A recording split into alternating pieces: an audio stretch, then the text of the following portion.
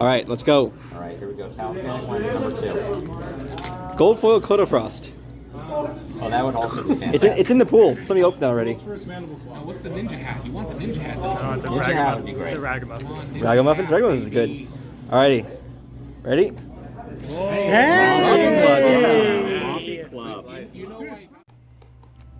What's up, knuckleheads? I am Lupine Fiasco, this is Daily Fi Gameplay, and I have one last Road to Nationals report for you with a happier ending than last week's. I achieved my mission of walking away with that shiny cardboard, and it wasn't even a talismanic lens this time. Before I get too deep into the specifics, let me direct your attention to the KO deck list in the video description below.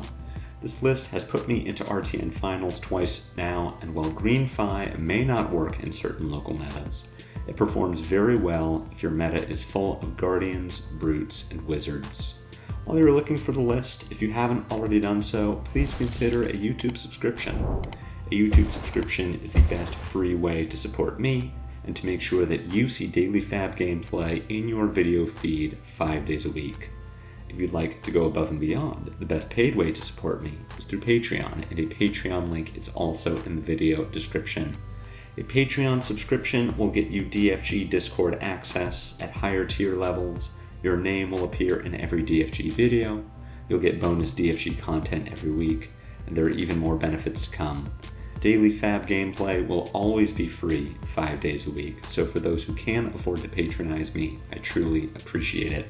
I first want to thank you all for bearing with me when I did not post a video yesterday. This weekend took a lot out of me. I don't know, this is my first real experience with competitive play. I did not play competitive Magic the Gathering back when I was invested in that game, so I'm not used to these all-day trips to cities 2 or 3 hours away from my home, and they are exhausting, so thank you for bearing with me. I also want to touch briefly on the prep work I did before my last RTN and this one, which honestly amounted to about 10 games between Paper Play and Talajar. Qualifying for Nationals took a huge weight off my shoulders, and I was content to relax for most of the week ahead of what I was treating mostly as an excuse to get high-level reps and see Bay Area friends. This isn't a flex or a brag considering the outcome of my day, but more of a reminder that flesh and blood can take a huge mental toll. Finding optimal lines and working through interactions can be compared to lifting weights in the gym, and just like a rest day may be the best thing you can do for your gains, taking a few days to recover from high-level fab may be the best thing you can do for your game. So I wasn't grinding games this week or looking for weak spots in my play. I was giving myself a break ahead of what ended up being the biggest Tier 2 event that NorCal has seen. I walked into Magitech Games on Saturday to find 45 other players waiting to throw down for glory, invites, and shiny cardboard. We had a great amount of variety in hero representation. KO came in at the top as roughly 20% of the meta, all the way down to Uzuri, Rhinar, and Levia as the one-ofs. Our top 8 was fairly diverse as well, being composed of 6 different heroes. The lone Uzuri was Queen with a 100% conversion rate, followed by a whole mess of heroes tied at 50% conversion, and finally we had lowly KO at 22% conversion. You can already guess that I was one of the top 8 KOs, and I didn't stop playing in the quarterfinals. But let's start at the beginning, and I'll tell you how I got there. Round 1 paired me with Oliver from the OKNY podcast.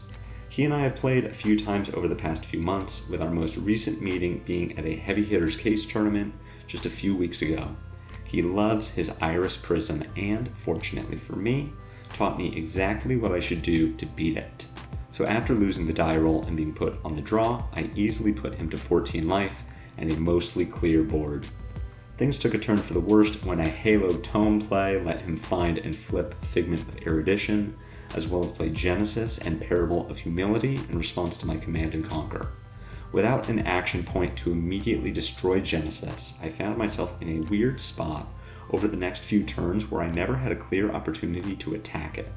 A combination of agility and Blood Rush Bellow made attacking face so much more appealing, though I eventually showed some discipline and put a Humble into the Genesis.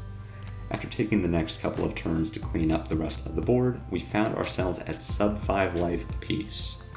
I felt slightly scummy not letting Oliver have a haze-bending trigger the turn after he realized he missed it, especially since that 1 point of damage prevention would have been relevant, but I did receive immediate karma.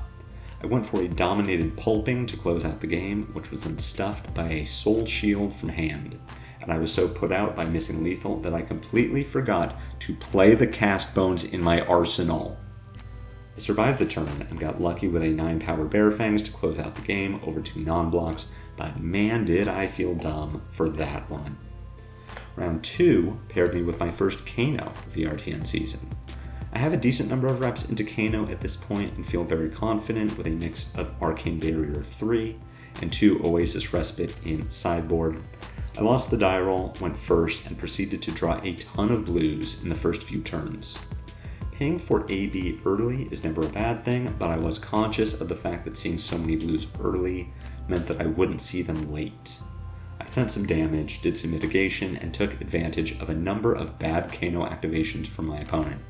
Pro tip for all you aspiring Kanos out there, try not to draw reds and certainly don't pitch them to banish blues. At one point I had an Oasis Respite in hand and had to play suboptimally for a few turns, while I worked on getting a blue Smash Instinct out of my arsenal. It means I could not draw or discard at random for fear of discarding that Oasis Respite. Throughout the game, I noticed that my opponent was fond of using the priority window before my draw discard triggers could resolve to do his Kano things. This led me to taking 8 damage on Kano's turn in order to keep a hand of Oasis Respite, red Wild Ride, red Pulping, and a blue, with a second Oasis in arsenal. Ordinarily, I would have prevented some of that damage, likely playing the Oasis from hand, in order to get the miss out of my hand before I went for lethal with Pulping. But because I figured my opponent would try for his Wildfire combo before I had to discard to Pulping, I knew I would be safe, and I'm pleased to say that's exactly what happened. Dominated Pulping for lethal prompted a Wildfire that got respited, followed by Lesson in Lava that also got respited. I know the decision of whether to Kano before or after the draw discard trigger is a nuanced one, but knowing what choice my opponent was likely to make really came through here. Round 3 gave me my second Kano of the day. I won my die roll and chose to go second, taking the opportunity to mitigate some arcane damage turn 0. This game felt much worse than my last one. I never saw my Oasis Respite and drew a series of 3 red, 1 blue hands that were just awkward to navigate. My saving grace was my strong start. Early aggression and 3 consecutive turns of send packing kept Kano from playing his Tome of Fiendal from arsenal, while also keeping my life total safe and dropping his low. After dancing around each other from being certain of whether we could get the kill, I eventually pulled it out with E-Strike Go Again and 2 blues in hand to pay for Arcane Barrier.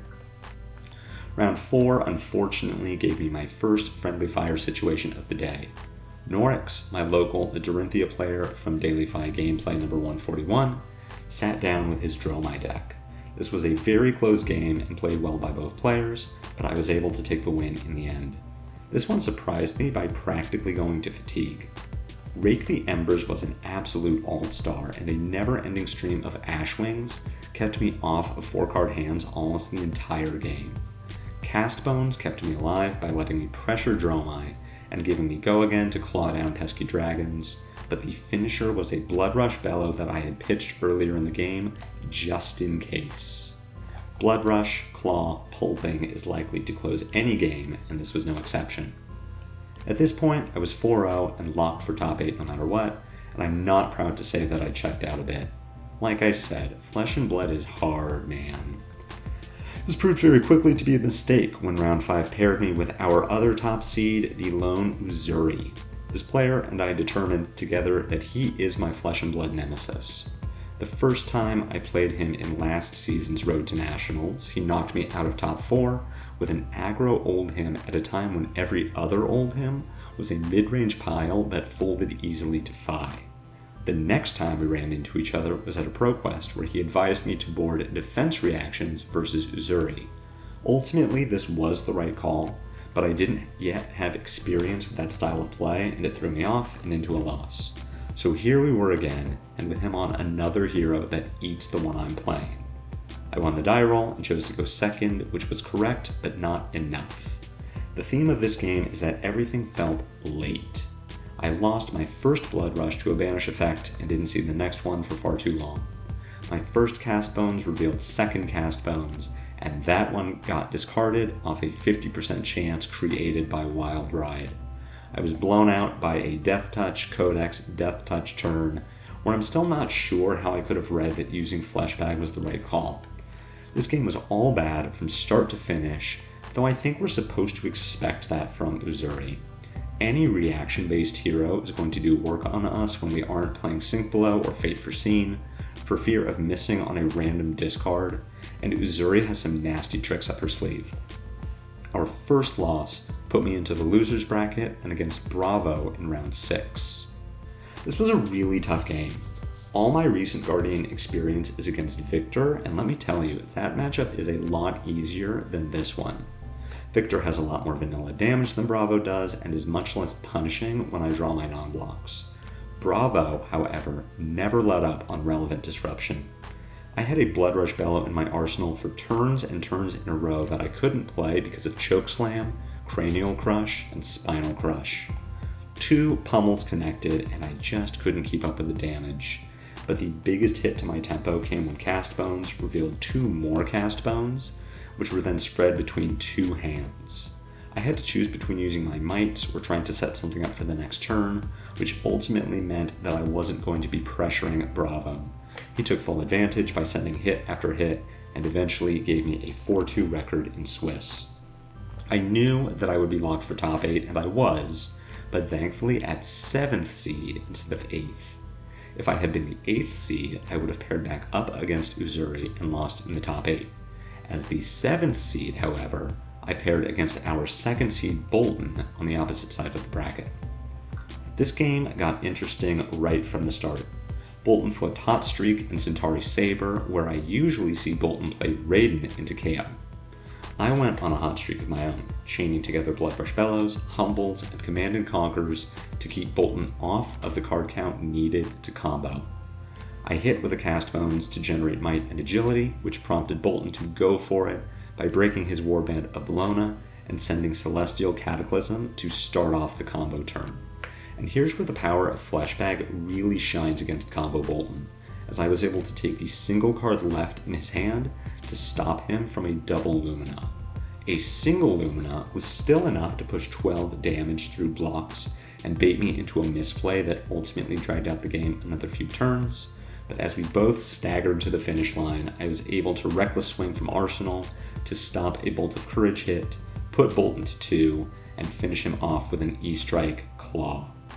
I paired against Bravo in the semifinals and picked up a win, which bumped me into the final match against Oliver's Prism once again. Here's where things got interesting. Both players wanted the gold foil, but Oliver wanted the win and the LL points for Prism more than I did. As far as I can tell, he was convinced that Irish Prism was seriously unfavored against KO, and I believe that does track. So we worked out a redistribution of prizing whereby the gold foil would go to 2nd place rather than 1st, and I promptly conceded. This isn't my first time scooping for prizing, and my justification is the same now as it was before. My goal is always to walk away with shiny cardboard. That's the whole point of this channel. I will win exactly as much as I need to, and then stop. And if you think that's wrong, I don't want to be right. This week, in lieu of any under or over performers, I'll instead give you my biggest takeaway from the RTN season. KO absolutely has legs as a top dog in the format, and his bad matchups shouldn't put you off of playing him. I was genuinely concerned, for example, that Katsu was going to keep me from success, and then didn't run into a single one the entire season. This is a meta where every top deck has at least one terrible matchup, and trying to shore up all of them is going to leave you with a mishmash of toolbox cards that may never see play in a given event. Build for your good matchups, pray to gem to dodge your bad ones, and play tight. You can check representation at these RTNs and see that the meta is wide open, and I'm excited to see how that is reflected at the Pro Tour and Calling Los Angeles. I hope that you enjoyed this video. I hope that you learned something. I hope that you enjoyed hearing about my RTN season. This style of tournament report is still new for me, and I am still fine-tuning to give you all the interesting information that you want. If you did like this video, be sure to assault and batter that like button. My comments are always open for any questions or feedback. Again, if you have not already subscribed to my channel, please consider doing so. A YouTube subscription is free, it helps me out a lot, but no matter what you do, catch me again tomorrow for more daily Fab gameplay. And until then, take care.